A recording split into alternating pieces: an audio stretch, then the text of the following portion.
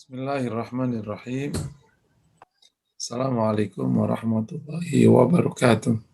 Waalaikumsalam warahmatullahi Alhamdulillahirabbil alamin. Arrahmanirrahim. Asyhadu an la ilaha illallah wa anna Muhammadan abduhu wa rasuluh. Allahumma shalli wa sallim wa barik ala Muhammad wa ala alihi wa sahbihi ajma'in, amma ba'd. Jamaah yang dirahmati Allah, para peserta kajian Farunat Institute yang berbahagia, kita panjatkan syukur kepada Allah dalam setiap keadaan, termasuk pada hari ini kita dimudahkan untuk kembali bisa mengkaji tema penting dalam hidup, yakni masalah keluarga. Dan pada pagi hari ini kita bicara tentang komunikasi. Tentu teknik komunikasi ini kita akan tidak terlalu kita singgung banyak, tapi lebih ke arah prinsip-prinsip dasarnya. Kita akan merujuk kepada apa yang disampaikan atau yang diajarkan oleh agama kita. Sesungguhnya komunikasi ini menjadi bagian dalam ritme kehidupan berkeluarga, karena ada dua pihak dan lebih, dan masing-masing punya tujuan, punya pikiran, punya harapan, punya kegiatan, dan semuanya maka tentu tidak bisa terlepas dari pihak lain, orang lain di luar dirinya. Jadi konteks ini komunikasi menjadi sangat penting, super penting, agar terjadi saling memahami di antara pihak-pihak. Komunikasi adalah menyampaikan pesan, bukan menyampaikan kata-kata ya. Jadi yang penting pesannya sampai, bukan kata-katanya yang sampai. Ada ilustrasi yang biasanya dipakai di dunia training komunikasi, gimana dua pasangan ini saling berkomunikasi dengan cara yang unik, dan akhirnya tidak sampai. Di satu malam, suami meminta istrinya untuk dibangunkan jam 2, karena dia harus berangkat jam 3 dari rumah agar sampai di airport jam 5, karena pesawat jam 6. Maka suaminya nulis, "Mi, bangunin nanti jam 2. Kemudian jam 2 persis istrinya bangun dan nulis, "Bi, jam 2 bangun." Jam 2 sarapan belum bangun, tulis, "Bi, udah jam 2 seperempat, bangun, punya panjang." Ditaruh. Tapi ternyata nggak bangun. Jam 2.30, bangun. Sampai akhirnya berulang kali dan tidak bangun. Bangun baru jam 3:30, udah ketepukan. Suaminya, "Umi nggak bangunkan aku." Udah, itu ada berapa tulisan di situ. Ini yang biasa digambarkan bagaimana komunikasi yang tidak tepat, pesannya nggak nyampe. Karena yang penting bukan kata-katanya, tapi pesannya. Sampai kepada pihak yang diajak berkomunikasi. Nah, ini penting sekali. Ada seorang istri, pesannya itu ingin minta uang belanja naik. Tapi ngomongnya gini, ini biasanya ibu-ibu nih, mahal semua, cabai mahal, ini mahal, males aku ke pasar kok kayak gini. Soalnya mah anteng-anteng aja. Ya udah, mama males, ya udah aku anter deh. Anter, mahal semua. Ini nggak nyampe ini. Suaminya agak nggak cepet nangkep. Ya udah sini nggak apa-apa, aku yang belanja. Gimana sih ini? Ya katanya tadi malas, ya udah sini aku bantu belanja. Enggak lah, nggak usah. Ini maksudnya apa? Nggak apa-apa, nggak apa-apa. Jadi hari itu nggak apa-apa aja. Jadi pesannya tidak nyampe. Padahal sekedar, Bah, ini barang-barang naik, belanjanya naik ya, nggak cukup nih. Tapi terkadang karena wanita kan tidak bisa ngomong langsung, emang muternya tapi kepanjangan, jadi nggak nyampe akhirnya. Ibarat kalau Mbak Google itu dikasih alternatif tapi nggak ketemu. Mbak Google, oh kok nggak ketemu, nggak balik ke jalan utama. Sama, itu komunikasinya jadi nggak efektif, nggak sampai kepada tujuan. Betapa banyak di hari-hari antara pasangan dan kedua orang tua kepada anaknya sering nggak nyampe pesannya. Jadi ayah ibunya ingin anaknya rajin belajar, tapi ngomongnya mana sekali, malas semua panjang lebar, nggak nyampe pesannya, dimarahi, bukan disuruh rajin belajar. Ini semua adalah contoh-contoh klasik hari-hari yang sering terjadi di rumah, dampak dari komunikasi yang tidak baik atau yang kurang efektif. Nah, di Islam atau Al-Quran itu ada, nanti sambil dialog aja ya, ada istilah beberapa poin penting ya. Di dalam Al-Quran itu atau di Islam ada 3 kualifikasi komunikasi. Yang pertama, qaulan baligha, yakni pernyataan yang sampai, balik itu balagha, sampai. Balik biasanya diilustrasikan dengan ungkapan yang terpilih kata-katanya jika sampai ke sanubari yang paling dalam. Itu namanya balik. Kalau istrinya ini kan lembut orangnya, dan ini ada perkara yang sangat sensitif, maka dipilihlah pernyataan yang paling tepat. Istrinya tidak tersinggung, tetapi akhirnya pesannya sampai. Nah, itu biasanya disebut dengan qaulan baligha.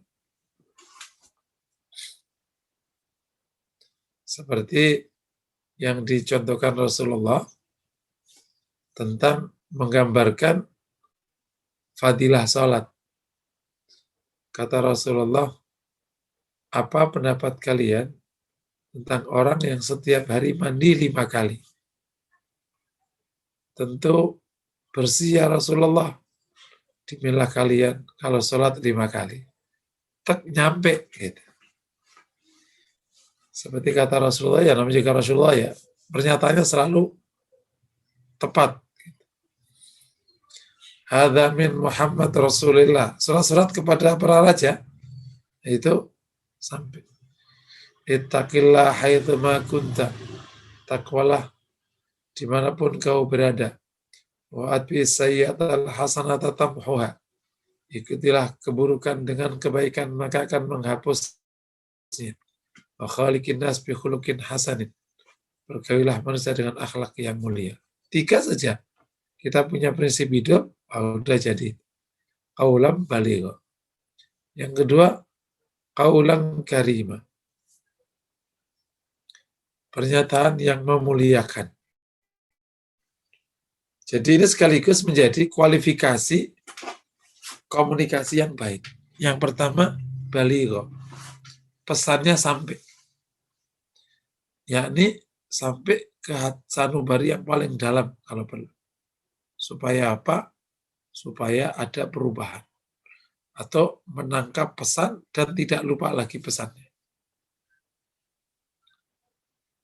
Yang kedua, qaulan karima. Pernyataan yang memuliakan. Tidak boleh ada situasi komunikasi yang menandakan penghinaan.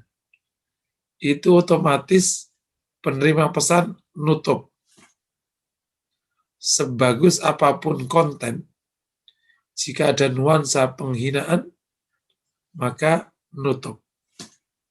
Udah, gitu. Ini, berat sini.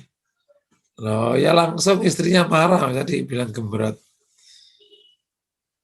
Makan jangan banyak-banyak. Langsung. Pulangkan saja aku ke rumah orang tuaku, gitu langsung. Paham ya? Atau ngomong ke anaknya, nih, belum, sini belum. Langsung nutup. Karena ada nuansa penghinaan. Jadi harus ada nuansa memuliakan. Ini yang kedua. Makanya akhirnya pilihan katanya nanti ya, tatapan wajahnya, matanya, kita harus menandakan, memuliakan.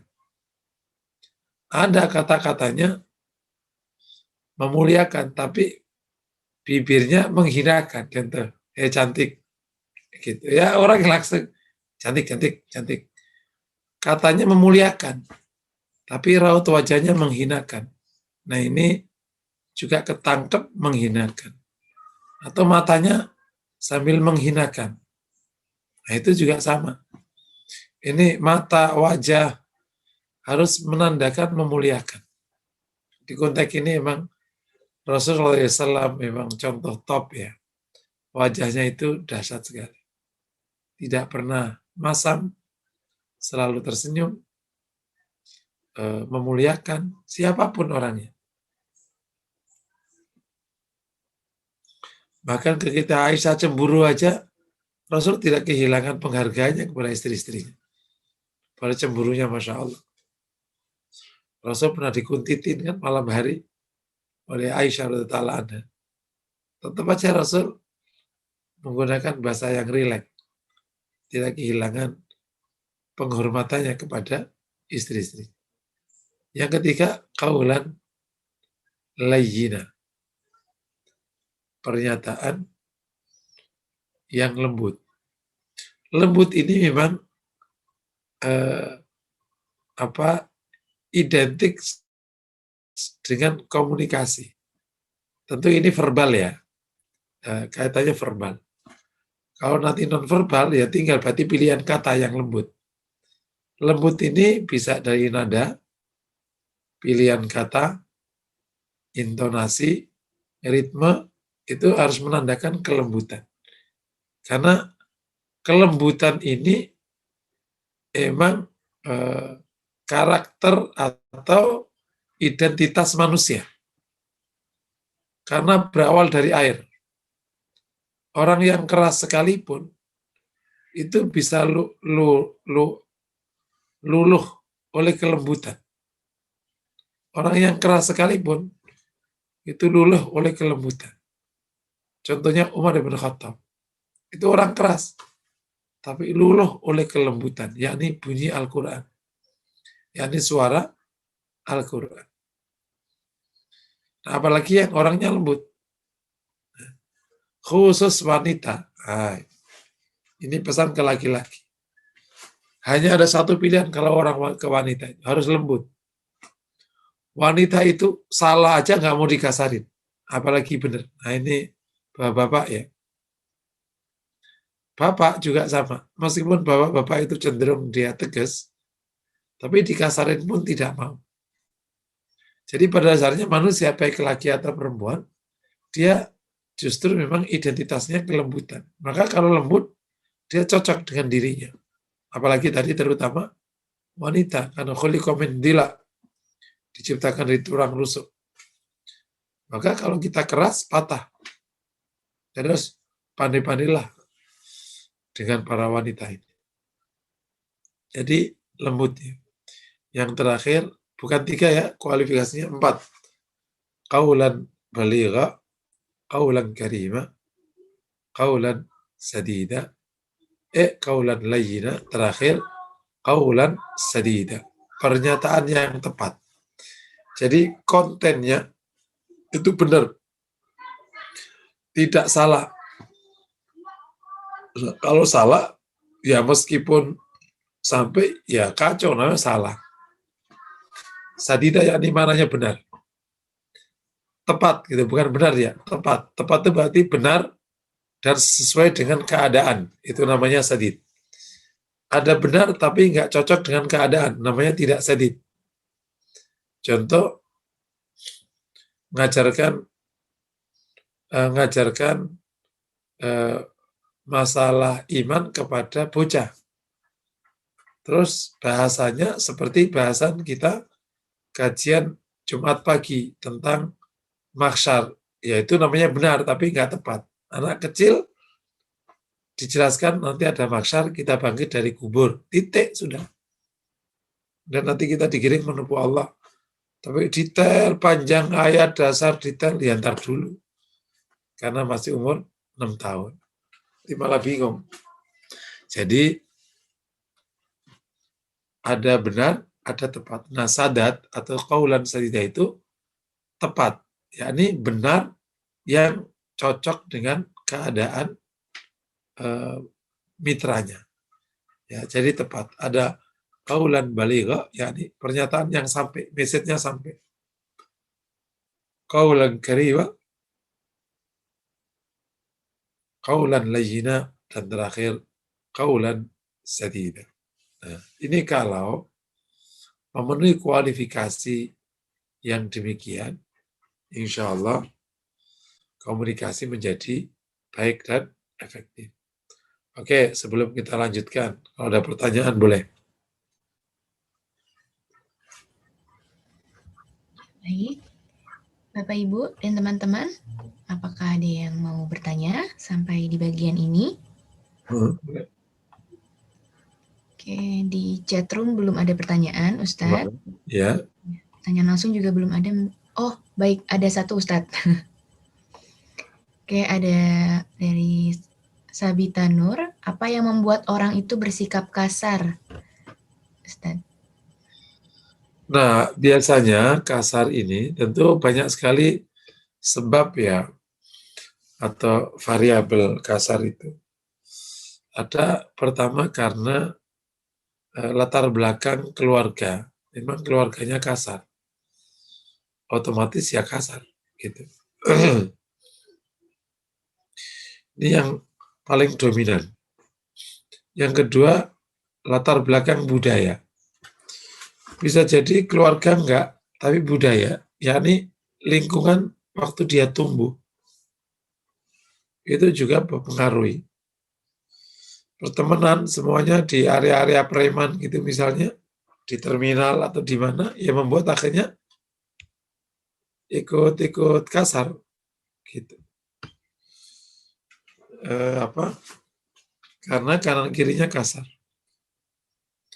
Nomor 3, bisa dari sudut psikologi, karena dia punya memori dikasarin, akhirnya membentuk menjadi karakter. Gitu.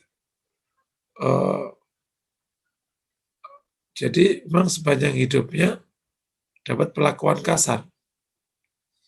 Itu juga bisa membentuk. Berikutnya nomor 4, kalau pakai teori tazkiyatun nafas, itu karena ada kerasnya hati. Kerasnya hati itu disebabkan utamanya oleh maksiat. Orang kalau hatinya keras, kasar dia.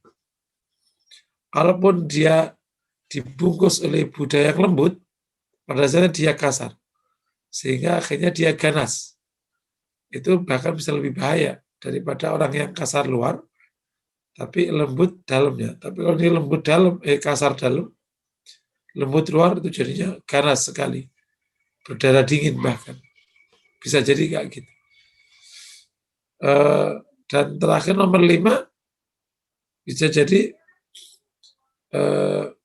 faktor lain karena kayak putus asa, kegagalan bertubi-tubi, membuat akhirnya udahlah, sehingga terjadi seenaknya, bahkan bisa sampai ke tadi tindakan kasar terhadap pasangan misalnya. Banyak sekali tentu sebabnya.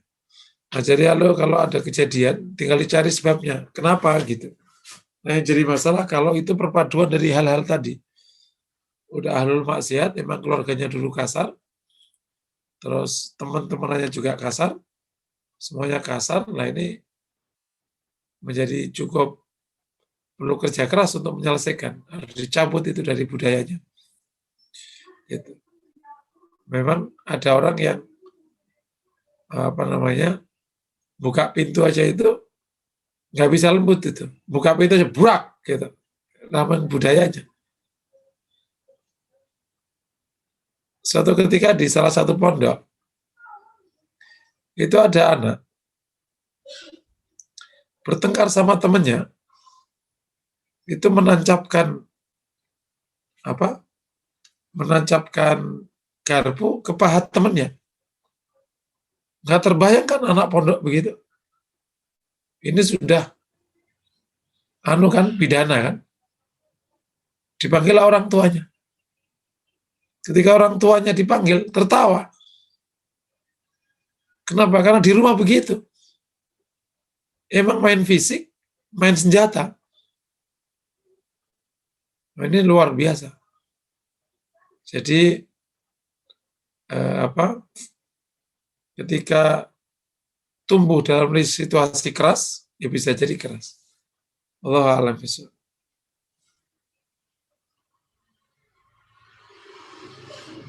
Ya, baik, Masya Allah.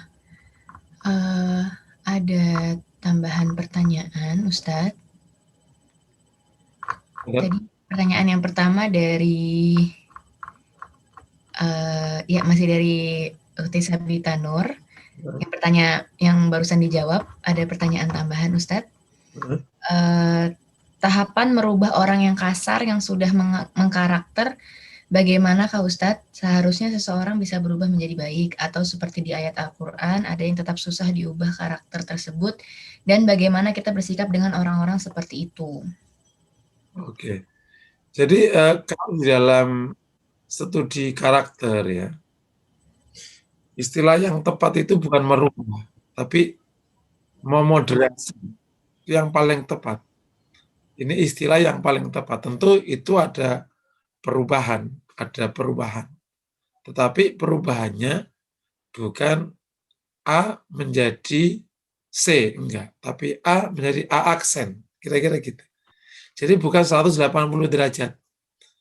Karakter itu memang sudah tumbuh, ada bawaan.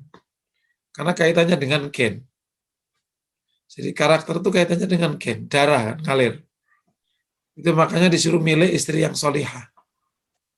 Karena wanita itu pengaruhnya sekitar 60%. Nah, katakan kalau kayak gitu, udah gennya kasar, keluarganya kasar, teman-temannya kasar, ya kasar. Jadi, yang bisa dilakukan, meskipun tidak ada yang mustahil ya, kalau Allah kasih hidayah. Tapi yang paling bijak itu menyebutnya bukan merubah karakter, tapi memoderasi karakter. Yang kasar tadi menjadi tegas. Jadi nanti ditempatkan. Jadi pernyataan-pernyataan ini, suara-suara yang tinggi ini adanya di sini. Jadi nanti harus dikaitkan. Misalnya ngomong tegas, banting pintu. Itu adanya di mana? Banting pintu itu adanya, Mas, kalau lagi kita bongkar rumah. Itu pas itu boleh banting pintu. Jadi ditempatkan, dimoderatkan. Nah, yang pertama kalau ingin moderasi itu bisa menggunakan proses latihan pentahapan.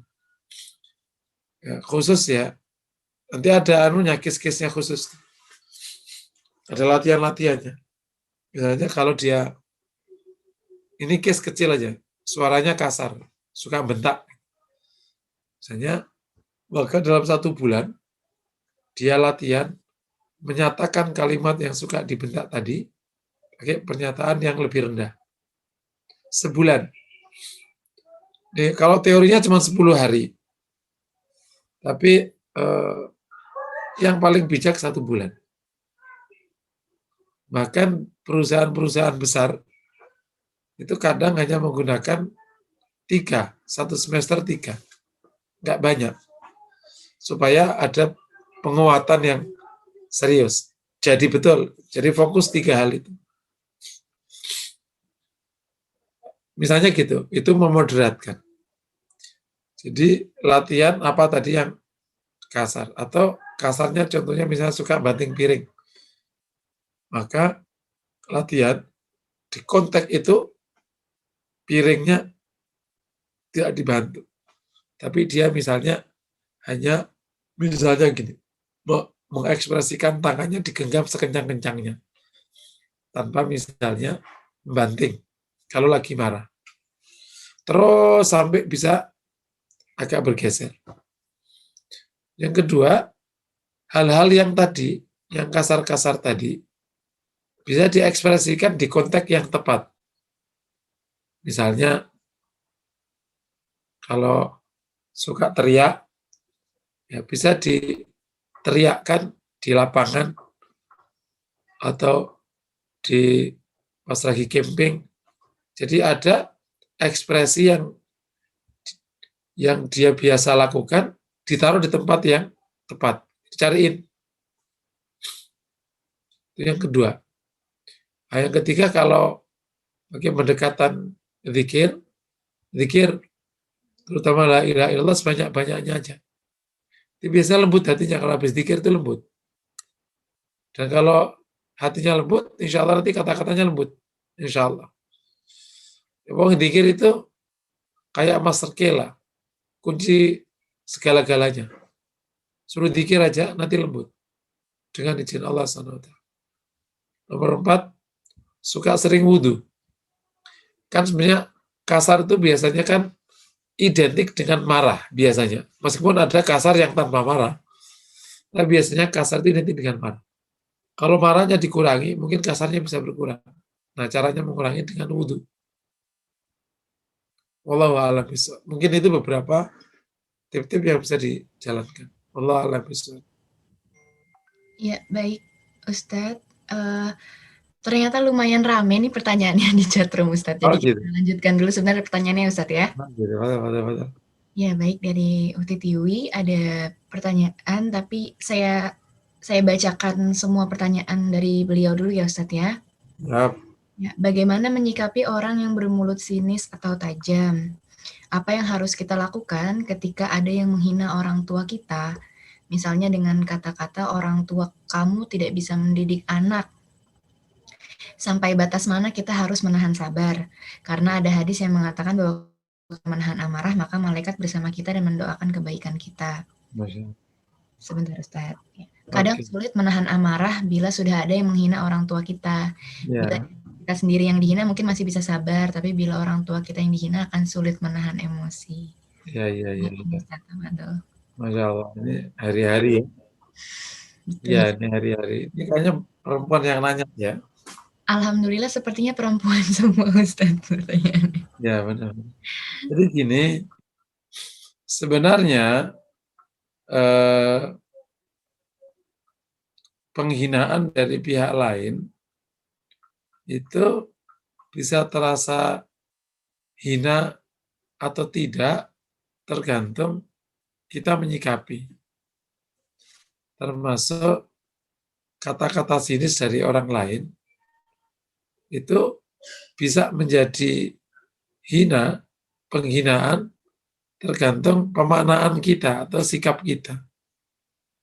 Kalau orang tua kita dibegitukan dan kita tidak kenapa-kenapa, yaitu ya tidak ada penghinaan. Nah, pemaknaan itulah yang akhirnya menyebabkan memaafkan.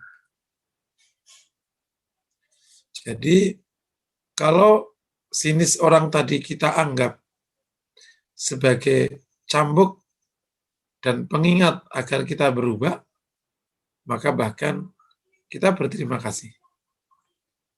Tapi kalau kita anggap sebagai penghinaan, maka kita akan bereaksi keras.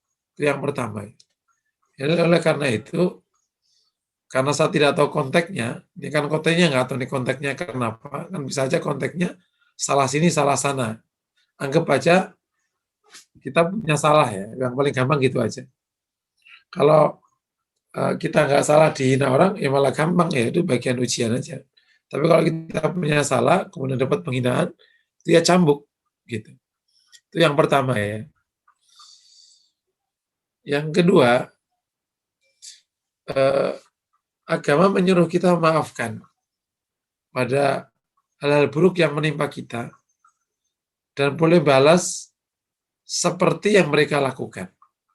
Tetapi memaafkan lebih baik. Artinya pilihan pertama kita memaafkan. Sampai kita tidak sanggup memaafkan, kita akan balas persis sebagaimana yang mereka lakukan terhadap kita. Nah itu artinya kita memilih, setelah kita memaknai, kita memilih memaafkan. Atau memilih membalas tapi dengan hal yang tepat, persis. Ketika mengenai orang tua, ini perlu penyikapan tepat. Satu sisi, bentuk kedoliman siapapun dan apapun yang diserang, tetap utamanya memaafkan. Sampai ada batas kita boleh membalas. Nah, satu sisi kepada orang tua, kita wajib menjaga kehormatannya.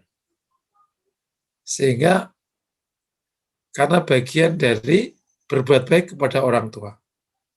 Nah, di konteks ini, Anda bisa memaafkan, tapi Anda juga bisa memberikan pelajaran kepadanya. Itu mungkin hal yang, jadi kita ada pembelaan kepada orang tua, tapi sekaligus memaafkan atas tindakan sinisnya. Kalau kata-kata kamu kayak anak yang gak didik sama orang tuamu, ya bisa jadi juga cambuk kepada kita dan kedua orang tua kita, bisa jadi. Memang bisa aja nggak dididik kan, bisa jadi. Nah, ini juga bagian dari cambuk. Penghormatan kepada orang tua juga tidak pernah akhirnya menjadi membabi buta. Seakan-akan orang tua tidak pernah salah di dalam bertindak. Ya tetap dia manusia bisa salah dalam mendidik dan melahirkan kita. Jadi akhirnya di poin ketiga ini perlu kebijaksanaan. Satu sisi sebisa mungkin kita maafkan, satu sisi kita perlu menunjukkan atau menguatkan pembelaan kita kepada kedua orang tua dengan cara yang tepat. Supaya orang tua tidak dihina-hina atau tidak diangkat-angkat di kemudian hari. Itu mungkin kira-kira 3 poin, semoga bisa dipahami. Wallahu a'lam bishawab. Ya, baik. Alhamdulillah sudah dijawab ya, Ibu Tiwi. Kita lanjutkan ke pertanyaannya Bu Mariam ya Pak ya? Ya Ustadz ya? Betul.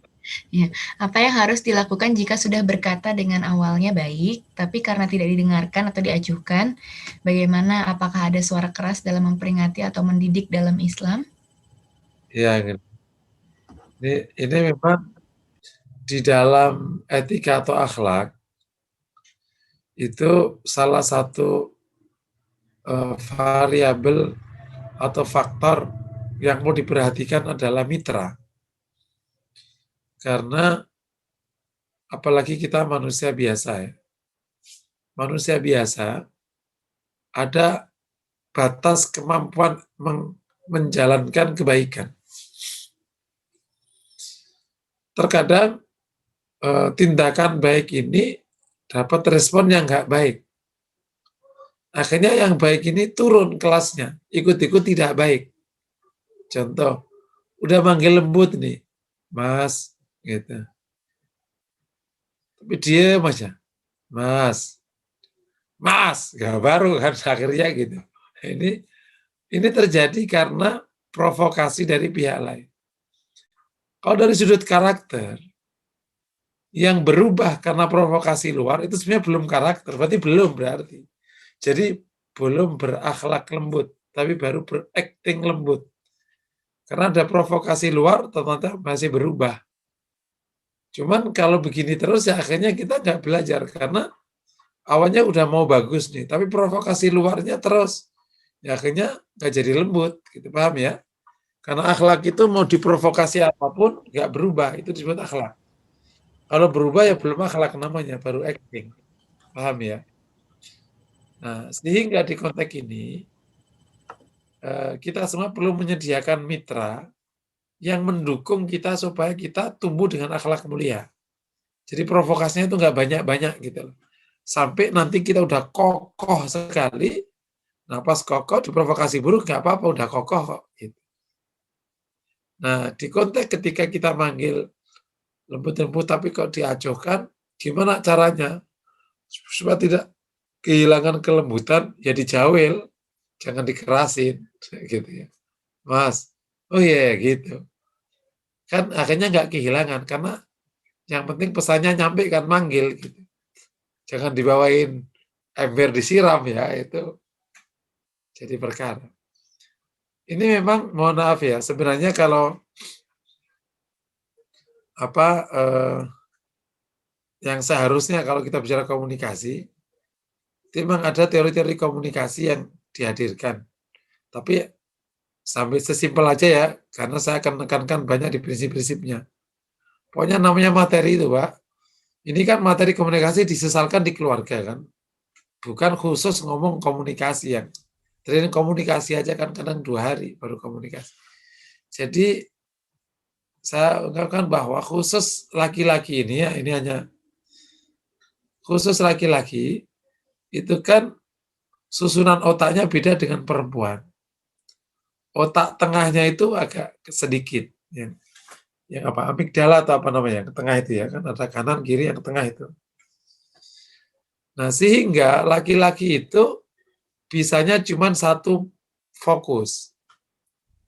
Jadi kalau lagi baca koran atau baca WA, baca grup dipanggil, bukan nggak menghargai, emang nggak denger. Gitu. Lebih tepatnya dia tidak sanggup merespon 2 informasi dalam waktu yang sama. Sehingga laki-laki itu cenderung kalau dipanggil, kalau udah kayak gitu, nggak denger. Makanya kalau ingin denger jangan dipanggil, dijawel. Itu baru. Mas, baru. Tapi kalau Mas, ya gini terus. Mas, Mas, oh ya wah gitu baru. Jadi dijawel kalau di Mas gitu. Lain perempuan itu terkenal dengan multitaskingnya. Jadi otaknya ini memang oke, perempuan itu bercabang-cabang. Jadi tangannya itu goreng tempe, ya. Tangan kanan goreng tempe, tangan kiri megang handphone. Itu bisa tuh ngomong, Bunda, iya ini. Ngeseng gitu. Kakinya itu ngelap yang kotor-kotor di bawah kaki. Kayak baru 3 kan pekerjaan, goreng tempe, megang handphone, kaki ngelap. Terus anak-anak datang, Ma, ikannya di mana? Itu bisa gini. No, sono, goreng tempe lagi. 4 tuh. Terus suaminya datang. Pas gimana? Nama kopinya mana? No, itu kaki kirinya jadi bisa 5. Ini perempuan bisa. Jadi dipanggil dalam waktu saat yang sama dia mengerjakan sesuatu itu bisa ngerespon. Di konteks inilah wanita punya kelebihan. Makanya kenapa diamanai oleh Allah ngurus anak. Karena waktu ngurus anak itu 4-5 pekerjaan bareng. Nyusuin, sambil ngisik-ngisik, sambil nasihatin, nyanyiin, terus tinggal sebentar bikinin kopi suaminya. Masih bisa gitu bolak-balik. Paham ya? Laki-laki nggak bisa. Jadi kan mengulangi lagi, nanti kalau di kontak-kontak kayak gitu, intinya pesannya jangan terprovokasi berakhlak buruk ketika luar Anda memprovokasi. Jadi kita harus bisa merespon yang buruk tetap dengan pilihan yang baik. Tadi misalnya manggil lembut nggak disautin, ya udah kita deket aja, gitu. Tempel ke telinganya, pasti datang. Paham ya kira-kira gitu. Wallahu a'lam bishawab. Ya baik Ustadz. Satu pertanyaan lagi boleh ya Ustadz? Oh, boleh. Ini mungkin sebenarnya mirip-mirip tapi mungkin ada tambahan dari Ustadz. Bagaimana berlapang dada dan cepat memaafkan orang yang berlidah tajam. Masya Jadi Allah. tidak membalas dengan kemarahan juga. Berlidah tajam ya, setajam silet. Ya, jadi sebenarnya memaafkan itu terjadi karena dua hal. Pertama, pikiran kita atau mindset kita tentang objek yang kita anggap buruk. Kita anggap apa itu? Tadi, ketika dianggap penghinaan, maka ya kita sakit. Tapi kalau dianggap cambuk, kita anggap apa itu? Oh, makanya di sana idza khatabahumul jahiluna qalu salam. Orang mukmin itu kalau diomongin sama orang-orang jahil, bodoh, yang omongan nggak bagus itu, mereka mengatakan qalu salam. Selamat ya, damai aja. Namanya juga orang bodoh. Gitu. Ya, tergantung. Ya ada namanya belum sekolah, ya udahlah. Tergantung mindset kita tentang tadi. Itu yang pertama. Yang kedua, keluasan hati kita. Kalau hati kita lapang, ya nggak terluka. Makanya ada doa, Rabbi syrahli sadri.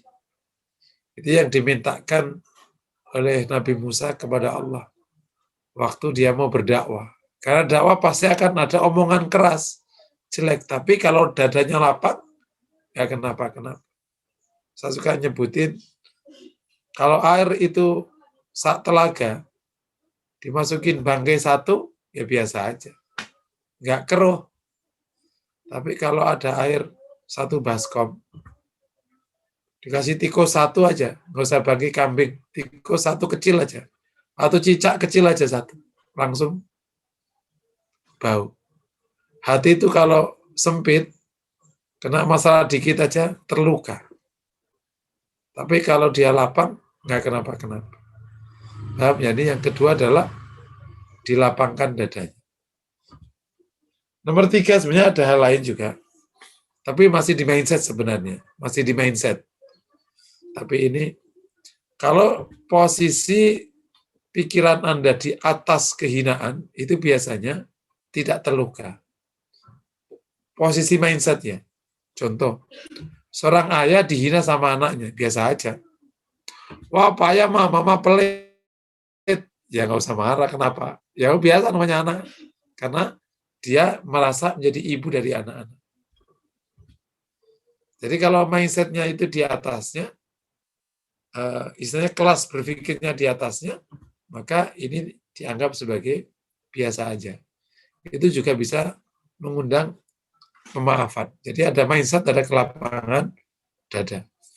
Insya Allah kalau dua ini muncul, insya Allah kita bisa mudah memaafkan dan nggak terluka atas tadi pernyataan lidah yang sangat tajam tadi.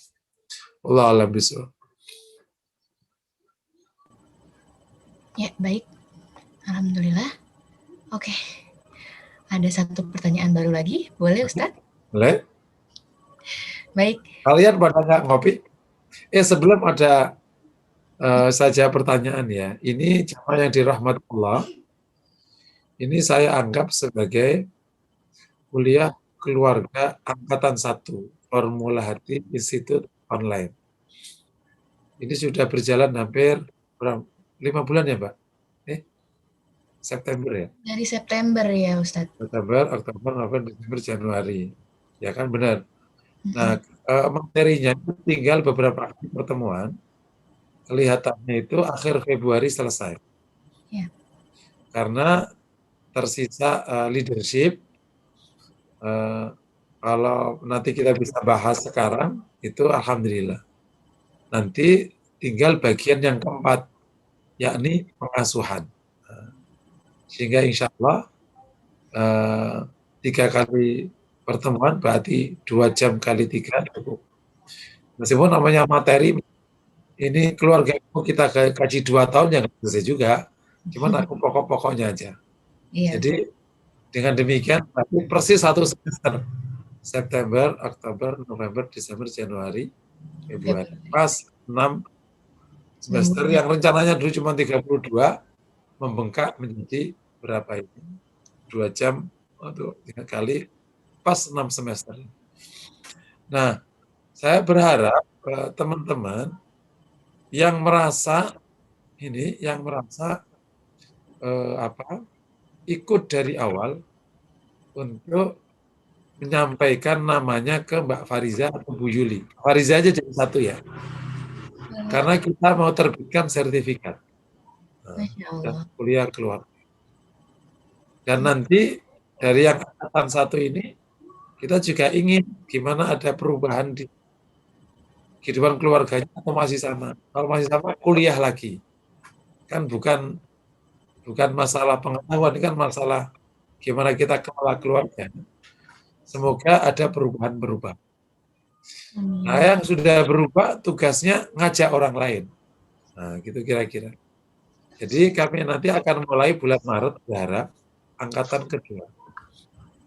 Nah, dari sekarang insya Allah panitia di Formula Hati Support akan menyiapkan semacam brosur digital dan mohon teman-teman yang ada di sini ikut menyebar-nyebarkan baik kepada generasi muda atau generasi yang sudah tidak muda lagi. Tentu akan lebih senang kalau yang muda pada ikut karena sebagai bekal dia memasuki kehidupan berkeluarga. Gitu ya. Jadi yang pertama bagi peserta yang ikut dari awal silahkan. Bagi yang tidak ikut dari awal, tapi ikut cukup banyak, boleh sebutin aja. Sehingga nanti tinggal kurangnya diikutin di materi berikutnya. Terus bagi yang sudah ikut dari awal, ikut angkatan berikutnya, boleh-boleh aja. Bukan berarti nggak boleh. Boleh. Namanya ilmu tidak ada habisnya. Bahkan bisa diperkaya. Dan bisa jadi materi di angkatan kedua beda dengan materi angkatan pertama. Kenapa? Judulnya sama, tapi kan pengayaan apa saja bisa beda. Dan insya Allah semoga panitia nanti siap. Untuk angkatan kedua, kita akan meminta mengajar tamu. Nah, terutama di tema-tema yang sangat butuh keahlian, kayak finance, keuangan keluarga itu perlu kita diajarkan. Terus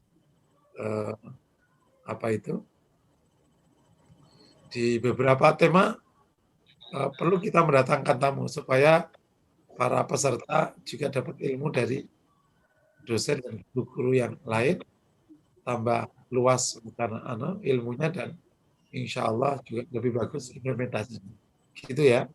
Jadi yang pertama kami ulangi lagi, insya Allah akhir Februari kuliah ini akan selesai untuk angkatan pertama.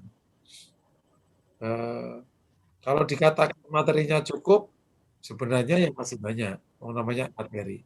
Tapi dicukupkan sampai di sini dulu. Nanti semoga ada kesempatan lain, nanti kita bisa teruskan. Ini namanya kuliah Formula Hati level dasar. Nanti level, karena misalnya kalau tadi kayak bicara kemarin hukum, itu kan pokok-pokok aja kan, pokok. Sama dengan di manajemen keluarga kan, pokok. Nanti kalau kita mau teruskan, nggak komunikasi ini bisa 2 hari itu, bisa 16 pertemuan khusus komunikasi. Tapi kan yang penting mindset utamanya nyampe. Nanti leadership, itu luar biasa. Saya ngisi leadership di anak-anak mahasiswa, itu hampir setahun belum selesai tema. Karena memang tema besar kan. Tapi kan pokoknya saja ya. Dulu kita bahas tentang ta'aruf ya. Ta'aruf itu kalau kita ingin dalam, kita harus punya ilmu tentang mengenali wajah itu. Ini sifatnya apa. Jadi menarik. Tapi ya insya Allah suatu saat ilmu nggak ada habis-habisnya. Ilmu Allah ini kalau ditulis sak dunia ini jadi pena nggak cukup. Yang diberikan kepada kita segini-segini aja udah luasnya Masya Allah, tak terkira. Ya. Itu pengumuman pertama ya. Yang kedua, bagi peserta yang ikut dari awal diutamakan menyampaikan namanya ke Mbak Fariza agar nanti dibuatkan sertifikat. Tetapi bagi teman-teman yang juga ikut, meskipun tidak dari awal, kalau ingin dapat sertifikat, nyatetin aja, tapi disampaikan, kami ikut sekian pertemuan, gitu aja nggak apa-apa. Namanya separuh sertifikat, nggak apa-apa, kita kasih sertifikat. Pernah ikut kuliah keluarga di beberapa tema, misalnya kayak gitu. Paham ya? Kan ini materinya kan 4 bagian materi kan, 4 yang full, ya. Ini pengumuman yang kedua. Pengumuman yang ketiga, insya Allah kita akan buka FHI kajian keluarga untuk angkatan kedua. Dan oleh karena itu, panitia insya Allah, mohon panitia, meskipun ada yang di sini, menyiapkan brosur-brosurnya. Dan juga kami minta antum semua yang ada di sini, yang 39 orang ini, bisa menjadi marketer marketer yang relawan marketing. Ya, ini maksudnya mohon nanti menyampaikan pula ke pihak lain agar rame ya kuliah kita ini, semoga. Dan insya Allah tadi sebagai saya sampaikan, untuk angkatan kedua kita akan datangkan guru-guru lain supaya bisa memperkaya materi kita. Nah, sehingga nanti akhirnya menjadi haruslah orang berkeluarganya benar. Kabar buruk nih, sepanjang pandemi perceraian meningkat saat tinggi-tingginya. Kemarin minggu lalu di Radar Depok, minggu lalu apa pokoknya minggu inilah, di Radar Depok ya, tempatnya para ustadz. Ada 3.395 cerai baru. Jadi nggak sedikit di pandemi ini yang guncang keluarganya. Ya semoga kita semua dijaga oleh Allah, dan bagi yang terguncang Allah kembalikan lagi, bisa utuh kembali, bisa saling memaafkan, saling menguatkan. Karena situasinya memang tidak gampang dilalui. Ya, kembali ke tanya jawab, silakan Mbak. Ya, baik. Terima kasih Ustadz Musinin untuk pengumumannya. Jadi mungkin sebelum saya membacakan pertanyaan, tadi ada 2 yang masuk lagi ya Ustadz. Ya. Buat Bapak Ibu dan teman-teman, boleh kesediaannya untuk boleh langsung chat saya aja. Mungkin pakai nama lengkap ya Ustadz ya? Ya, nama lengkap ya, nama lengkap. Nama lengkap dan apakah ikut dari awal atau ya, hanya beberapa saja gitu ya, pertemuan gitu. Jadi dikasih catatannya berapa lama sudah mengikuti kajian keluarga ini. Gitu. Mungkin bisa dicicil dari sekarang ya supaya saya bisa rapikan catatannya. Iya. Nanti Mbak Fariza bisa samping kontak dengan Pak Agung ya, yang akan ini kan Pak Agung ya, tahu ya Pak Agung ya? Iya, ini insya Allah Pak Agung standby karena sedang ada keperluan Ustadz, jadi mungkin nanti saya coba dulu di pertemuan ini, saya catat sebisa saya, nanti saya sambil koordinasi dengan Pak Agung juga, seperti itu. Oke, sip. Allah. Iya, baik. Ya baik, nanti insya Allah saya akan share kontak saya, supaya Bapak Ibu dan teman-teman bisa mengumpulkan nama dan catatan berapa kali ikut pertemuan ini ya. Oke. Ya, siap Ustadz. Dibacakan lagi Ustadz ya? Siap. Iya. Oke, ini soalnya bagian ini mungkin komunikasi ini seru gitu ya Ustadz ya. Jadi banyak yang sambil curhat juga gitu. Jadi konsultasi. Baik, ini dari Ibu Ani Sunarti. Assalamualaikum. Bagaimana menyikapi jika ada teman yang sukanya berbicara yang menyakitkan lawan bicaranya? Ketika yang disakiti hatinya masih terasa sakit, dianya cuek seperti tak pernah terjadi apa-apa. Kata-katanya selalu pedas dan sepertinya sudah menjadi karakternya. Iya. Jadi perlu kelihatannya Bapak Ibu semua ini belajar tentang kepribadian. Ini ilmu praktis banget. Bukunya ada kok, kepribadian. Ada nggak psikologi di sini ya? Siapa yang psikologi sekarang di sini? Ada nggak? Yang background psikologi siapa? Angkat tangan coba. Ada nggak? Saya. Oh ini, Bapak Risa psikologi ya? Astagfirullah. Oke, kan itu ada ilmu kepribadian ya. Ada salah satu tipe di mana seorang, baik laki atau perempuan, jika punya kepribadian tertentu itu, dia orangnya tidak merasa. Ya, Ini biasanya di klaster pragmatis biasanya. Nah, orang demikian ini biasanya kalau bagi orang lain yang sangat perasa, yang biasa di klaster melankolis, itu sudah menyakiti, bagi dia biasa aja. Gitu. Jadi kebetulan tipe-tipe kayak gini nggak jauh dengan kita. Kita selalu ketemu yang kayak gini. Ada cerita menarik ini, ada seseorang tinggal di kamar. Itu kawan-kawannya udah gondok sekali sama nih orang gitu. Ya, karena tapi bagi dia nyantai aja, dia biasa aja. Selama 2-3 kali disapa, itu orang ini nggak kerasa. Sampai akhirnya dinyatakan sama temannya, kamu nggak kerasa, kamu temanmu pada diem. Nggak, biasa aja. Jadi ada tipe kayak gitu. Nah, jadi maksud saya, tolong tadi dipastikan tadi, yang disebut katanya pedas tadi, jangan-jangan dia biasa aja, nggak kenapa-kenapa. Nah, kalau kayak gini, ini berarti kita yang perlu adaptasi. Jadi, bagi dia itu biasa, kita baginya pedas atau tersinggung. Terutama jadi makanya nih kalau suami istri itu nggak boleh yang kayak gini ketemu ini nggak boleh. Gitu. Dulu teori suami istri itu saling melengkapi. Teori sekarang yang terakhir nggak, justru suruh cari yang sama. Jadi misalnya kebalik, suaminya melankolis, istrinya pragmatis, itu suaminya tersakiti mulu itu. Karena wanitanya biasa aja, nggak, atau dibalik, istrinya pragmatis, istrinya melankolis, suaminya pragmatis, gitu. Itu dia nggak kenapa-kenapa, memang nggak kenapa-kenapa gitu. Jangan, wah dia nggak punya perasaan. Emang itu kepribadiannya kayak gitu. Nah, kayak gitu cocok dari politisi itu, ya nggak punya rasa itu. Serius tuh. Yang perasa-perasa jangan jadi politisi, jadi guru cocoknya.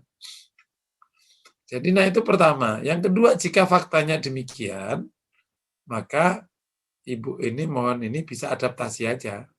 Adaptasinya itu bisa dihindari, bisa nggak usah bersentuhan dengan banyak hal, atau ya udah kalau dia dari dia ya nyantai aja karena dia juga nyantai. Gitu.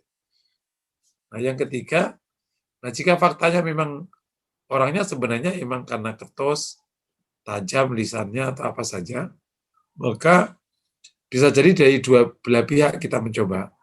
Yang pertama, kita sendiri yang melonggarkan ya, melonggarkan sehingga ada ruang memaafkan. Yang kedua, pihak yang dianggap tadi tajam dan lidahnya tadi, kita coba minta menurunkan. Bisa dengan cara apa? Bisa dengan cara bincang-bincang rileks atau lewat orang lain, atau beberapa cara. Terakhir tidak bisa dan Anda tidak sanggup, yaitu menghindari lebih baik. Menghindari keburukan lebih bagus daripada kau tidak sanggup menahannya atau memaafkannya. Wallahu a'lam bishawab. Ya, baik. Jadi mungkin untuk pertanyaan ini, ya orangnya sebenarnya paham ya, itu menyakitkan orang lain, tapi memang dari dirinya tidak mempermasalahkan itu, begitu ya Ustadz ya? Terkadang ada tipe begitu, jadi perlu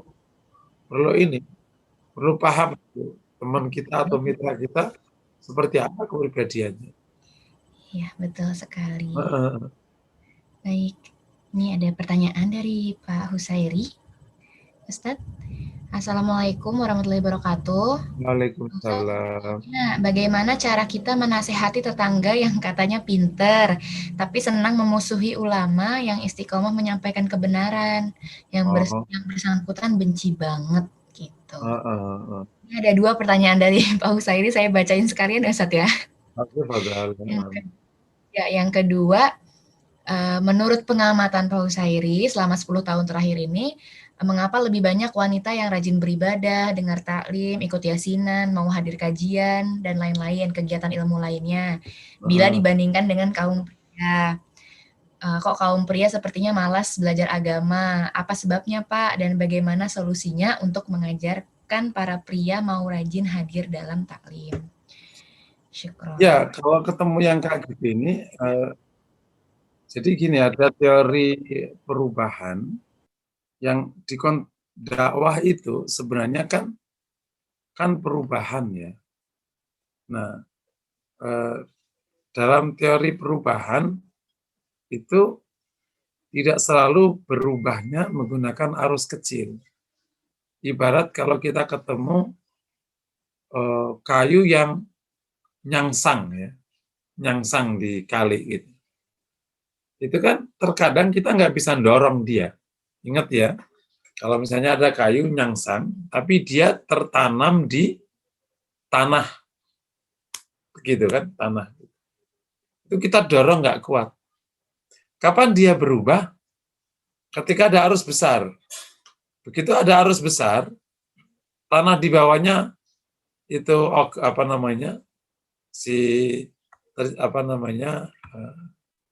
melumer atau menghilang. Kayu ini nggak ada tempatnya, maka kayu ini hanyut. Nah, di beberapa konteks tertentu, mau di kompleks atau di apa, terkadang kita tidak bisa membuat perubahan case per case. Satu orang diapain, satu orang diapain. Terkadang kita perlu membuat perubahan besar. Katakan sak komplek. Supaya nanti yang kayak gini ke giles arus. Jadi misalnya kalau ada 1-2 orang sekitar kita yang begitu, ini kalau ditangani satu persatu, apakah ini efektif atau tidak efektif? Kalau kita termasuk orang yang bisa berpengaruh kepadanya, boleh saja. Tapi kalau kita bukan berpengaruh, maka tidak efektif. Sekedar menasihati, itu tidak efektif. Maka buat arus. Buat arus misalnya di komplek atau di RW. Arus itu bisa dimulai dari pengajian di masjid, ceramah-ceramah, konsolidasi RT RW, sampai akhirnya ada arus. Ya, memang butuh waktu, tapi ini menarik. Nah, ketika ada arus yang kayak gitu lama-lama hilang atau menyesuaikan diri. Hilang atau menyesuaikan diri. Nah, jadi pertama kali pikirkan buat arus besar di sekitar. Caranya itu teori perubahan. RW-RW diajak, RT-RT, ketua DKM, tokoh masyarakat, terus diajak, misalnya kayak gitu, sebelum menyentuh kasusnya itu. Yang pertama. Yang kedua, kita bisa gunakan, setiap orang itu ada orang berpengaruh. Setiap orang itu. Tidak selalu kita yang berpengaruh. Nah, kita bisa cari orang yang berpengaruh kepadanya. Bisa atasannya, bisa siapa, dan lain sebagainya. Ketika kita bisa titip pesan kepada orang-orang yang dianggap bisa memberikan pesan kepadanya di konteks yang lebih enak. Misalnya kalau ada orang tertentu, ternyata pesannya bisa lewat ustadz di kantornya, lewat istrinya, lewat apa gitu. Jadi terkadang pesan bisa sampai, yang penting pesannya nyampe. Ya, buat arus, cari orang berpengaruh, cari orang yang bisa menyampaikan pesan dengan tepat. Gitu. Dan tidak kalah penting adalah nomor 4, meraih hati. Terkadang perubahan terjadi tidak menggunakan logika ketemu logika atau konten ketemu konten. Terkadang hanya menggunakan tindakan-tindakan renyah. Diundang makan, diundang memberikan sambutan, dibisikin. Nah, kalau di mahasiswa suka saya nyebut anak-anak yang kayak gitu-gitu itu diajak aja ngopi, juga selesai juga. Gitu, suka kayak gitu. Nah, ini pastikan kita tahu hal-hal kayak gini supaya mana yang paling tepat untuk sebuah perubahan di lingkungan itu atau di orang-orang ini. Allah alam bisa. Yang kedua mengenai banyaknya wanita yang ngaji ini memang fenomena ini. Meskipun sebenarnya presentasinya nggak terlalu banyak, tapi fenomena di kota dan juga di desa sebabnya banyak. Yang pertama karena banyak sekali ibu yang menjadi ibu rumah tangga sehingga kesempatan mengisi pengajian lebih lebih berpeluang banyak daripada suami yang habis waktunya untuk kerja. Itu teori pertama. Meskipun teori ini ya tidak serta-merta, banyak juga yang ngisi waktunya ke mall. Tapi secara waktu, para wanita memiliki kesempatan untuk banyak. Yang pertama. Yang kedua, arus jadi arus pengajian ini gini sebenarnya. Yang kedua, karena wanita yang paling secara sadar dia merasa teruntungkan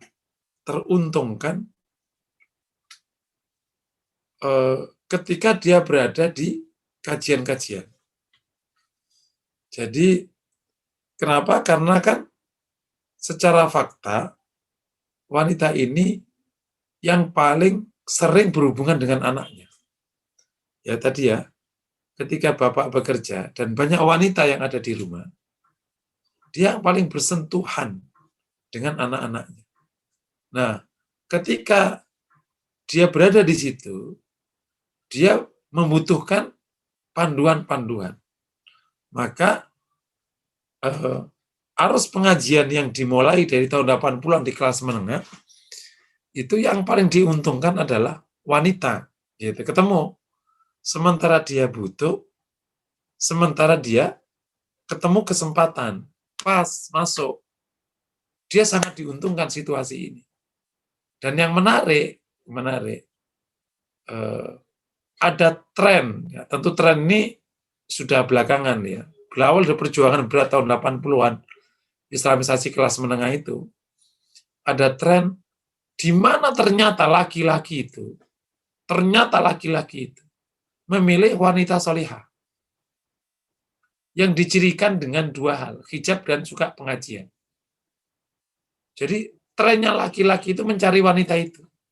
Nah, sehingga akhirnya arus ini lebih banyak. Di samping tadi masalah waktu, masalah kebutuhan dan peluang. Ya, dia sendiri punya kebutuhan bersama anak-anaknya juga untuk menjaga suaminya kan. Karena yang paling berkepentingan suami tidak ngapa-ngapain itu kan istrinya. Nah, sehingga dia harus punya suami yang benar karena nanti nggak nyakiti dia gitu.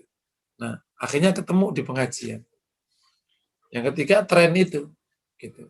Nah, sehingga dari banyak variabel ini muncullah fenomena wanita yang paling banyak ke pengajian. Itu. Kalau tingkat kesadaran beragama antara laki sama wanita selain pengajian ya hampir-hampir sama sebenarnya. Kayak sholat, kayak apa, baca Quran hampir sama.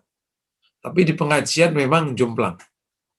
Karena bapak-bapak di pengajian meskipun tersedia di kantor-kantor, tapi tetap aja jumlah yang aktif pengajian itu masih banyakkan wanita memang. Wallahu a'lam bishawab.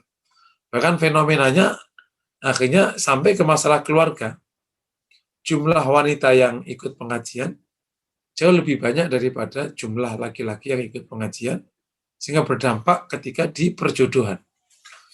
Berulang kali sejak tahun 2000-an, ketika ada pengajian-pengajian terutama urusan keluarga, saya selalu kesulitan memasangkan. Kan kalau ada training keluarga itu kan ujung-ujungnya perjodohan ya, apalagi kalau sekolah pranikah, itu kan perjodohan. Pernah di salah satu kelas, wanitanya 100 sekian, laki-lakinya cuma 20 sekian.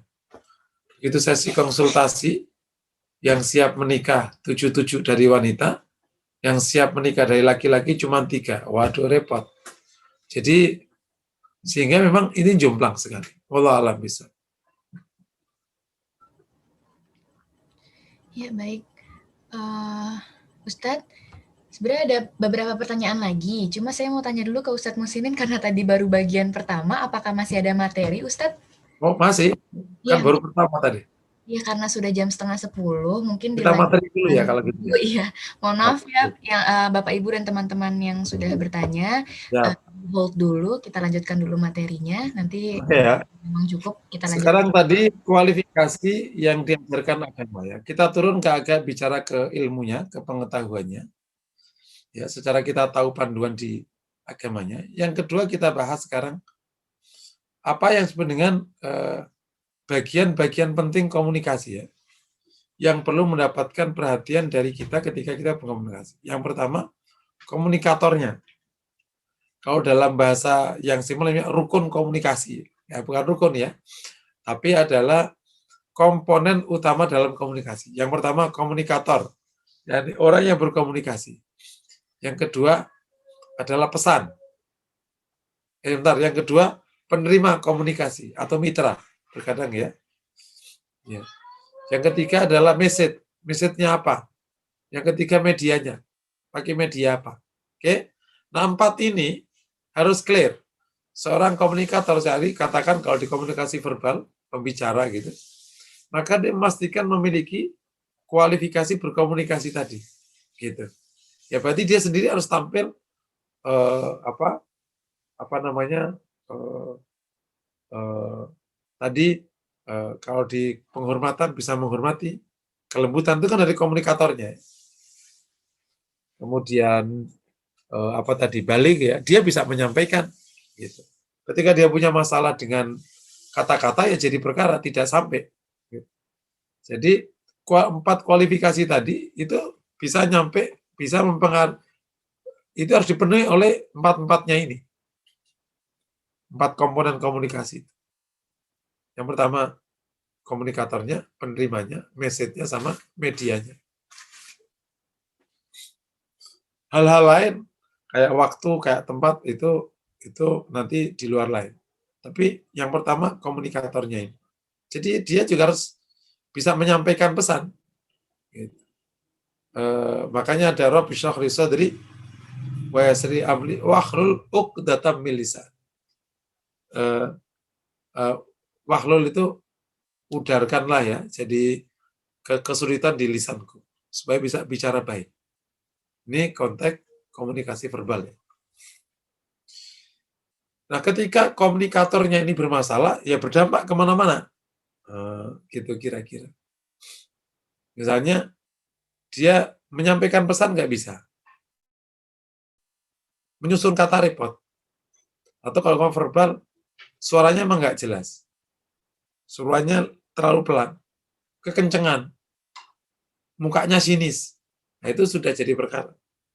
Makanya, kalau kita public speaker ya, public speaking, itu sebelum kita bicara semuanya, bicara orangnya ini.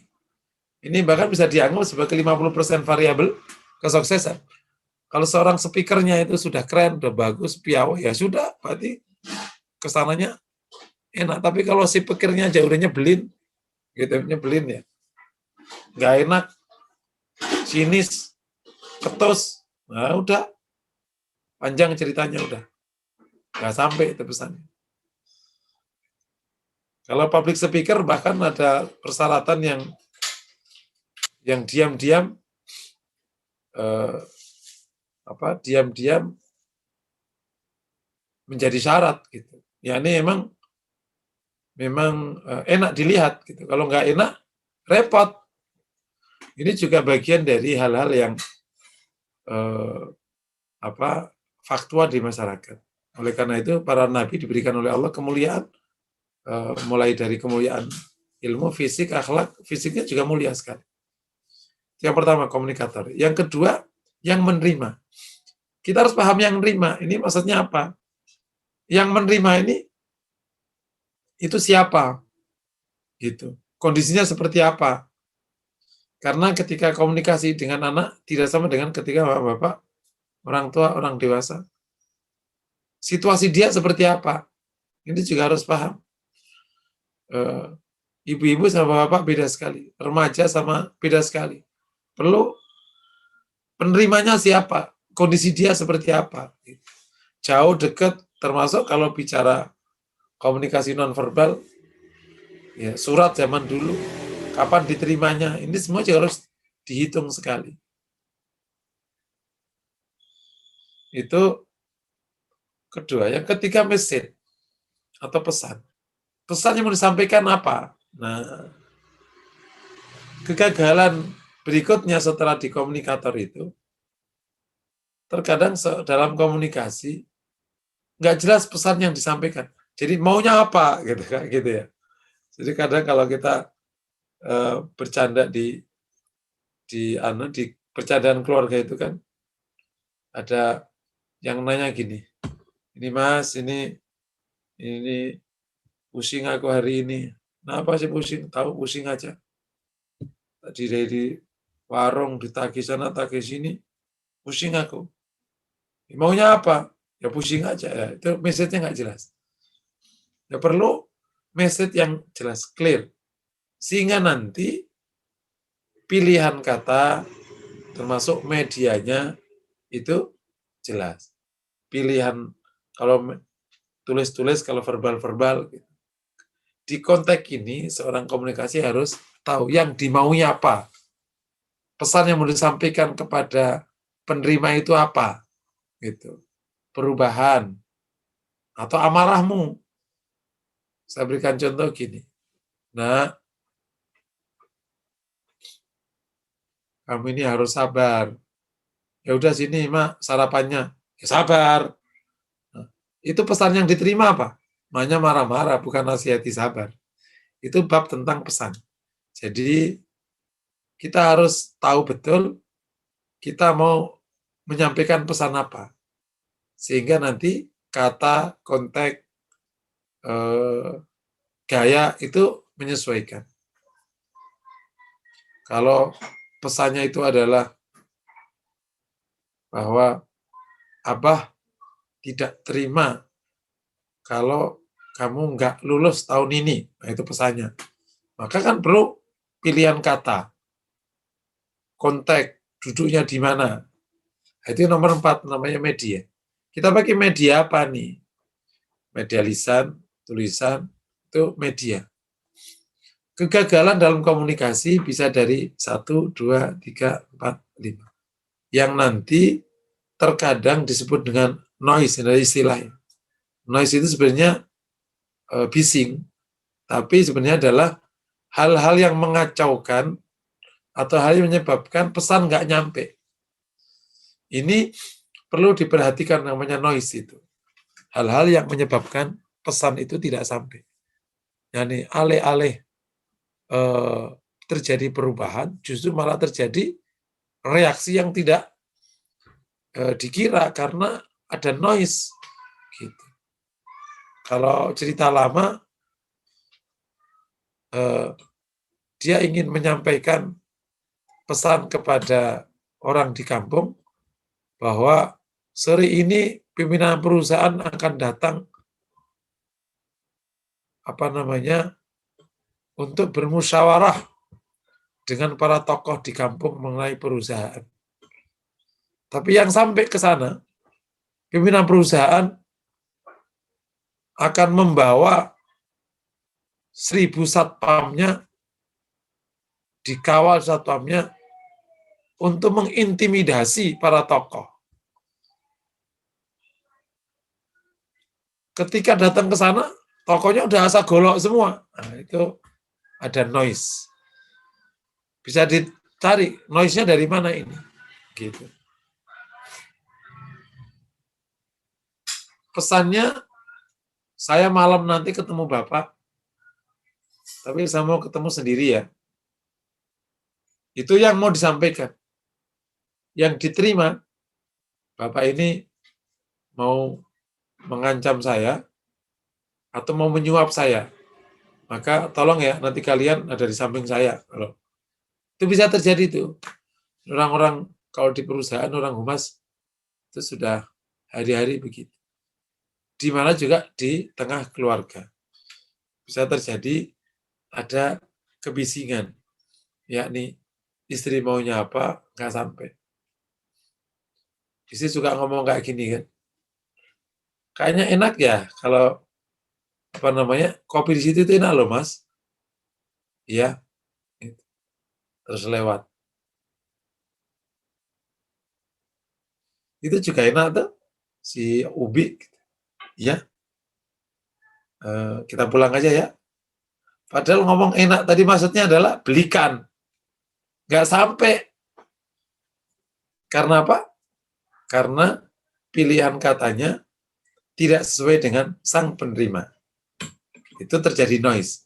Jadi noise bisa terjadi di media, bisa karena juga pesannya tidak clear, bisa banyak. Meskipun sebenarnya kalau kita bicara komponen komunikasi bukan hanya 4, ada yang lain. Tapi kami cukupkan di 4 ini. Oke, sebelum lanjut, ada pertanyaan lagi? Waktunya tinggal 20 menit ya? Nggak terasa ya? Iya, Ustaz. Baik. Oh, Ada pertanyaan, Ustaz? ya Oke, Allah. sebentar Yang ya. penting materinya paham aja kan, yang penting materi pokok-pokoknya paham. Ya, insya Allah ya. Ya Allah. Baik. Oke, sebentar ya. Saya lumayan rame soalnya, Ustaz. Oh, Masya Allah. Ya, oke, baik. Ada pertanyaan dari salah satu peserta. Oke. Andai istri meninggalkan rumah membawa anak karena merasa lebih mapan dari suaminya, apa yang harus dilakukan, Ustadz? Oh, Masya Allah. Semoga Allah jaga kita semua ya. Jadi Amin. kabur ya. Iya, iya. Ini yang pertama coba introspeksi laki-laki yang ditinggal istrinya ini. Karena pada dasarnya kan istri menjadi istri karena dia mau bersama laki-laki ini, gitu ya. Kan kalau nggak mau kan berarti nggak mau nikah kan. Kenapa sudah nikah kok malah meninggalkan? Pertanyaannya, sekecewa apa istrimu? Gitu ya. Itu dicari tahu sebab. Dan kalau nggak ketemu sebabnya, oh enggak, emang salahnya dia, berarti nggak selesai itu. Terkadang kita ketemu laki begitu. Kenapa istri meninggalkanmu? Ya dia aja yang kacau emang. Ya kalau kayak gitu, ya berarti nggak ada masalahnya. Kita harus menemukan sebab hakikinya di mana. Dan wanita yang sekecewa itu bisa jadi ada sesuatu yang sangat tidak nyaman di rumah. Atau ada komunikasi yang tidak sampai. Itu yang pertama, cari sebabnya dulu. Yang kedua, jaga hukumnya. Kan? Ini kan pergi nih, sudah tahu sebabnya. Kedua, jaga hukumnya dulu. Artinya, jangan sampai si perginya dia ini sampai cerai. Kenapa? Karena tidak bagus cerai dalam keadaan kayak gitu. Cerai harus baik, balik harus baik. Jangan sampai suami kepancing, akhirnya WA. Bisa ngomong nih, Ma, karena kamu sudah keterlaluan, aku selesaikan sekarang. Lah, belum diajak omong baik-baik, ntar dulu. Jadi jangan dijaga hukumnya dulu. Kenapa saya menyarankan jaga hukumnya dulu? Supaya ketemu dulu alurnya. Jangan sampai kita udah capek-capek ngurus ke sana, padahal udah jatuh hukumnya, udah diiyain dicerai, ya kan panjang ceritanya. Cari sebabnya, kedua jaga hukumnya. Nah yang ketiga baru, berarti kan sekarang masih istri mau kamu menjaga hukumnya, tidak cerai, nggak terpancing untuk cerai dan lain sebagainya. Nah coba ditemui, gitu. Kan udah tahu sebabnya itu. Jika ditemui berdua, diajak komunikasi. Di konteks ini laki-laki perlu banyak mendengar kalau udah kayak gini nih.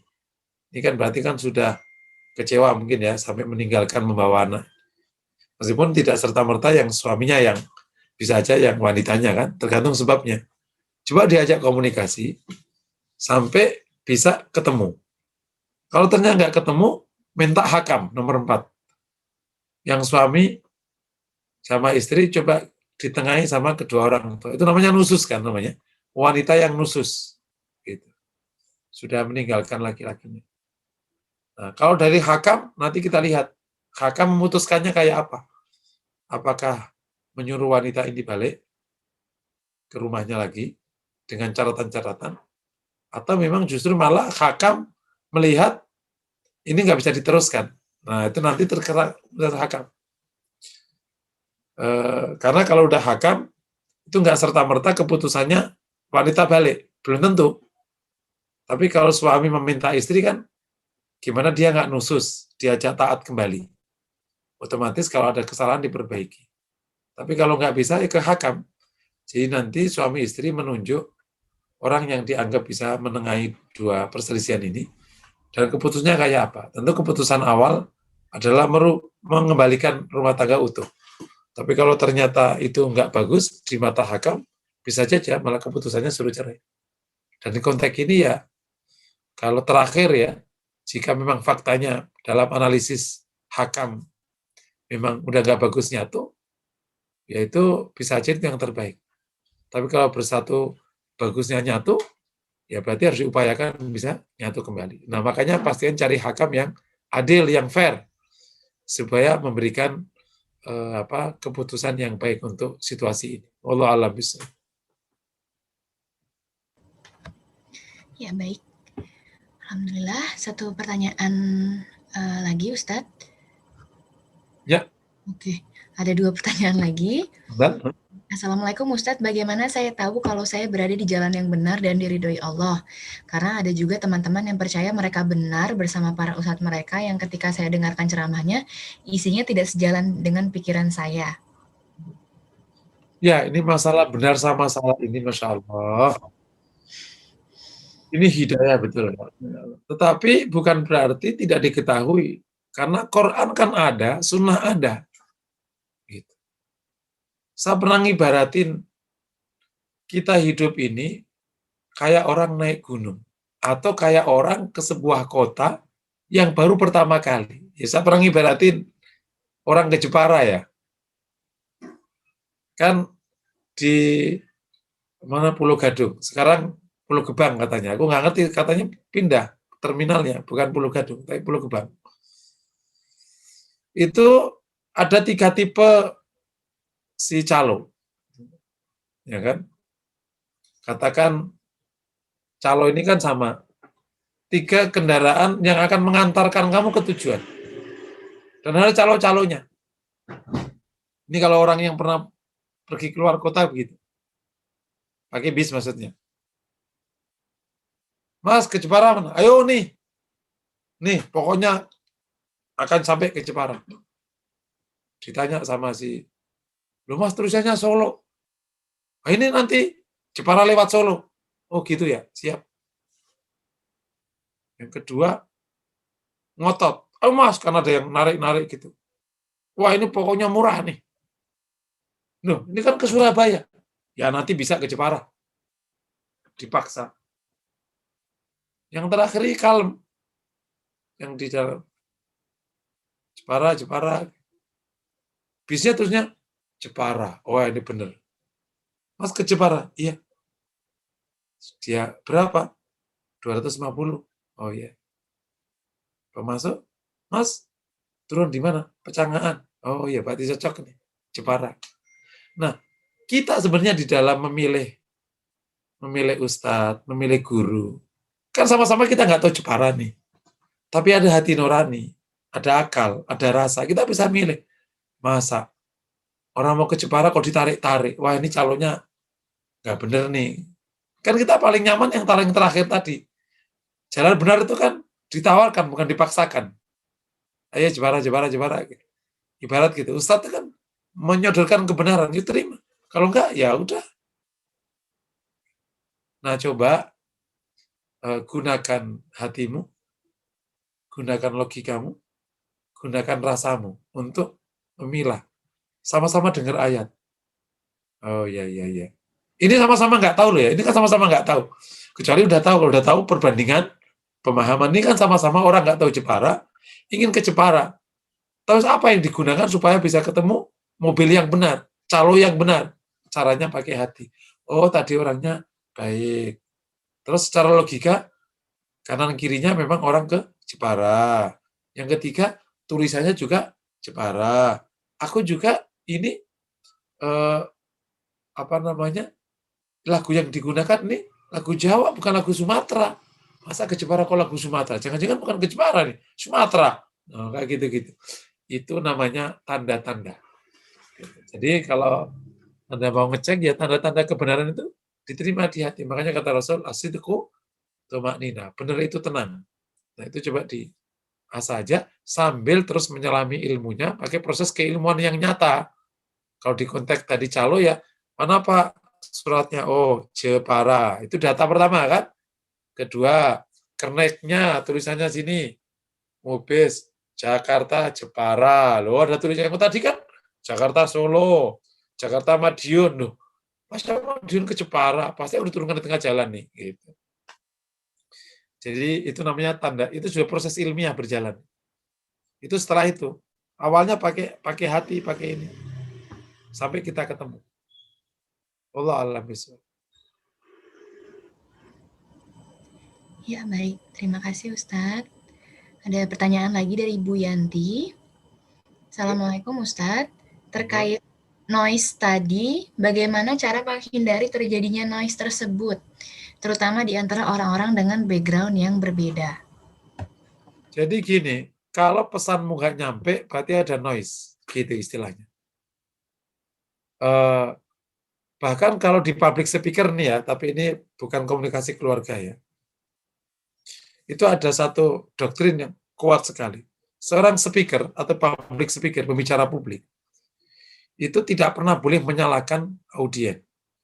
Kalau sampai audien tidak paham, atau ngantuk, atau pergi, itu bukan karena audiennya yang salah. Karena engkau tidak menarik, engkau tidak bisa memahamkan, engkau tidak tepat. Sampai segitu, supaya kita memperbaiki diri terus. Jadi ketika ada noise, ini ya pasti ada yang salah. Entah kitanya yang salah, atau mungkin memang pendengarnya yang ngaco, udah dibilangin nggak nyampe-nyampe, atau pesannya nggak jelas, atau medianya yang nggak cocok. Misalnya, kamu ngirim surat ke makmu yang nggak bisa baca, ya repot lah. Mak, kan udah aku kirimi surat. Lopo, surat. Oh, kertas ngono kok. Oh, gitu. Ya, maknya nggak bisa baca, ya nggak nyampe. Karena Anda tidak menggunakan media yang tepat. Makmu ya didatengin, ditelepon, kono suara, nggak jelas dateng. Kayak zaman dulu kan, kalau ngundang orang nikahan didatengin satu persatu. Karena emang dengan cara itu baru nyampe pesannya. Kalau enggak, ya nggak nyampe pesannya. Jadi, tahu dari mana, pokoknya asal pesan nggak nyampe, berarti itu ada noise. Dicari aja di mana letak masalahnya.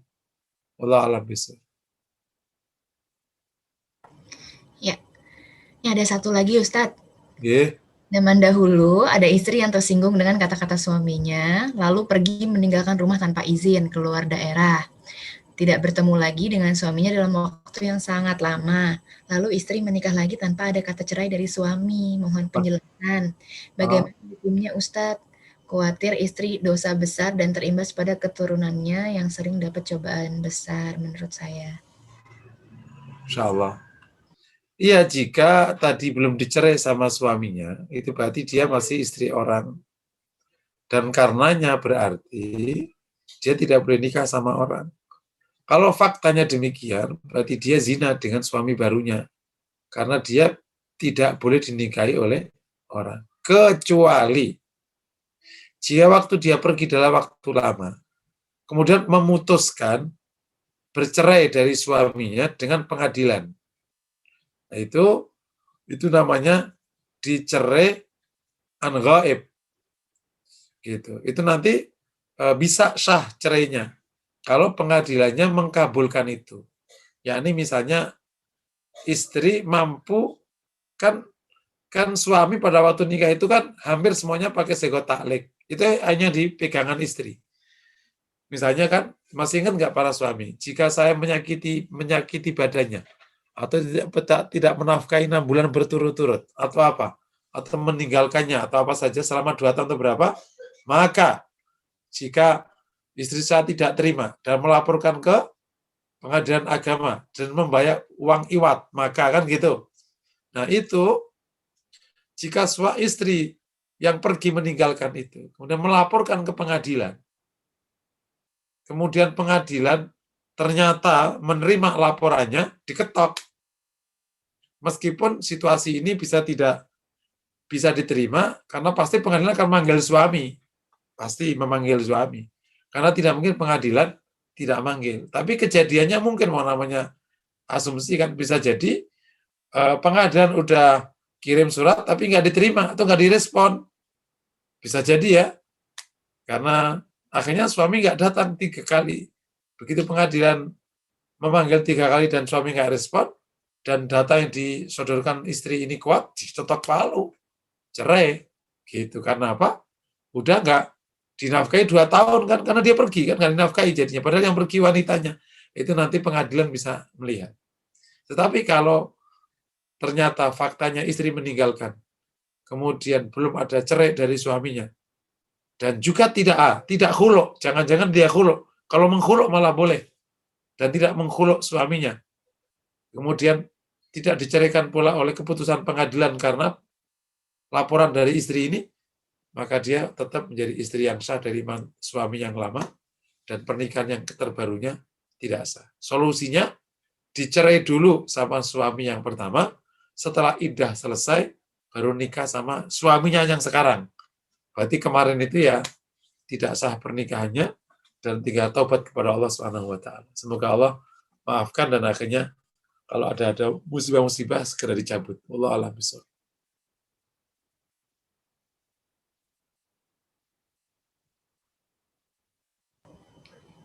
Iya, baik. Oh, ini ada tambahan informasi, Ustadz. Tidak ada pengadilan, Ustadz. Tidak bertemu suami sampai sang istri wafat. Nah, saat mendekati ajal, istri ini menceritakan kepada anaknya. Anak mencari kabung sang ibu, ketemu tapi suami juga sudah wafat. Gitu. Oh, nah sudah. Semoga Allah maafkan. Tinggal dimintakan. Wallahu a'lam bishawab. Makanya ini ya, makanya Bapak Ibu semua perlu tahu hukum. Padahal kalau istri sudah tidak terima tadi, kan terkadang pemahaman keluarga itu kan enak laki-laki. Kalau dia nggak suka tinggal cerai. Kalau istri repot nggak bisa cerai. Padahal kan dia bisa khuluk. Paham kan?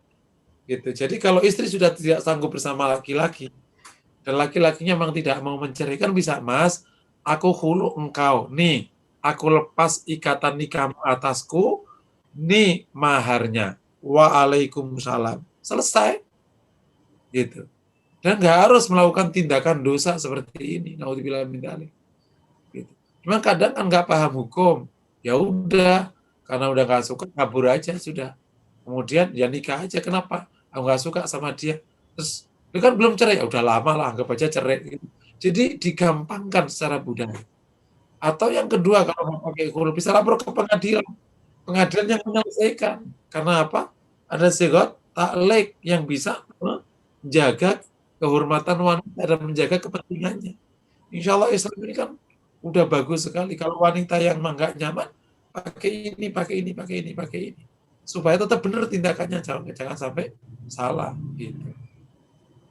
Atau bisa pakai wakil, pakai orang tuanya mendatangi suaminya dengan mengatakan, ini istrimu sudah tidak lagi mau bersamamu, udah nggak sanggup lagi, tolong ceraikan. Gitu. Aku nggak mau menceraikan, dia bisa pakai prosedur yang lain kan, gitu. Karena memang udah sebenarnya banyak cara untuk membuat tindakan itu halal, gitu. Asal kita tahu ilmunya.